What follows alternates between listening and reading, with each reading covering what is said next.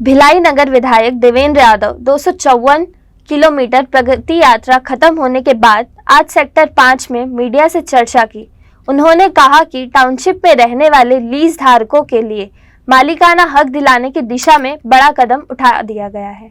विधायक देवेंद्र यादव ने कहा, दुर्ग कलेक्टर द्वारा बीएसपी को लिखे गए पत्र में बताया कि हाईकोर्ट के आदेश को संज्ञान में लेकर पत्र लिखा गया है। राज्य सरकार ने सेल भिलाई स्टील प्लांट को संयंत्र लगाने के लिए निःशुल्क जमीन दी थी, इसलिए जिस जमीन का इस्तेमाल प्लांट हित में नहीं किया जा रहा है वो वापस ली जाएगी।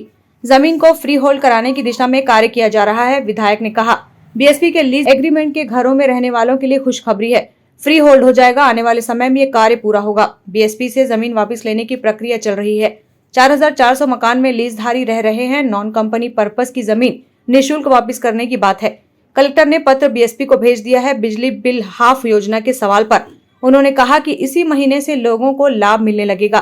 राज्य सरकार अपना अंशदान अदा करेगी।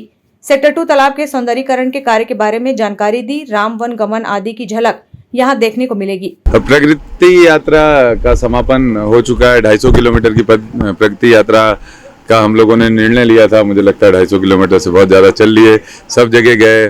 जो पहले हम लोगों ने कामों का चिन्हांकन किया था, जो पुराने दौरों में लोगों ने बताया था, उन कार्यों का भूमि पूजन भी हुआ, लोकार्पण भी हुआ। नए काम जो त्वरित किए जा सकते हैं उनको भी नोट आउट किया गया। फर्दर जो आने वाले समय के लिए जो दृष्टिकोण या योजना बनानी चाहिए क्षेत्र के लिए, उसका भी अध्ययन हो गया। तो इस तरीके से हर एक विषय को जिम्मेदारी से देखते हुए हम लोग काम कर रहे हैं। और निश्चित रूप से ये प्रगति यात्रा भिलाई की प्रगति का प्रतीक है। और आपको मैं बताना चाहता हूँ, भिलाई जिस तरीके से ग्रोथ कर रहा है ये आप सबकी नज़रों में भी दिख रहा होगा।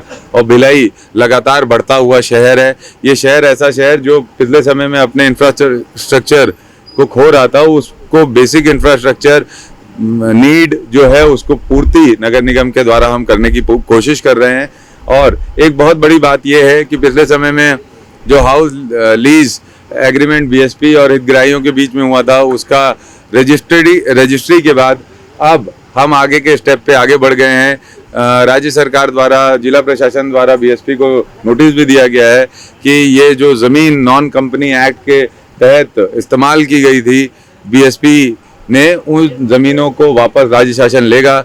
उन ज़मीनों का वापस अधिग्रहण होने से बहुत सारे लोगों को फायदा होगा, हजारों परिवारों को लाभ होगा और नियमितीकरण और फ्री होल्ड का लाभ भी लोगों को मिल पाएगा। उसके देवेंद्र यादव ने कहा कि ईडी ने खुद बोला है कि देवेंद्र यादव के खिलाफ कोई सबूत नहीं मिला है, लेकिन कार्रवाई की जाएगी। कानून की लड़ाई है, मैं कानून से लड़ूंगा। मेरे खिलाफ खूब माहौल बनाया गया है। 23 सितंबर को लेकर कहा गया कि देवेंद्र का सब खत्म हो गया। अब 25 अक्टूबर की डेट आ रही है। ईडी के जरिए ये भय पैदा करना चाहते हैं। जनता देख रही है। भिलाई की जनता बहुत जागरूक है। जनता ही भाजपा और ईडी को जवाब देगी। ईडी एक ऐसी संस्था है जिसका पूरा आनंद बीजेपी उठा रही है और छत्तीसगढ़ में नहीं पूरे देश में उठा रही है। ईडी के माध्यम से अब क्या है, पहले विंग्स होती थी किसी पॉलिटिकल पार्टी की कि भाई ये युवा मोर्चा है, ये महिला मोर्चा है। अब इनकी युवा मोर्चा, महिला मोर्चा या पार्टी तो दिखती नहीं है। इनका विंग है ईडी, सीबीआई, आईटी। बस बना रहे हैं दबाव, डरा रहे हैं लोगों को। लेकिन हम कहाँ डर रहे हैं, हम तो सामने खड़े हैं, रेस कर रहे हैं। मुख्यमंत्री ने कहा था कि इस बार। Bureau report, grand news.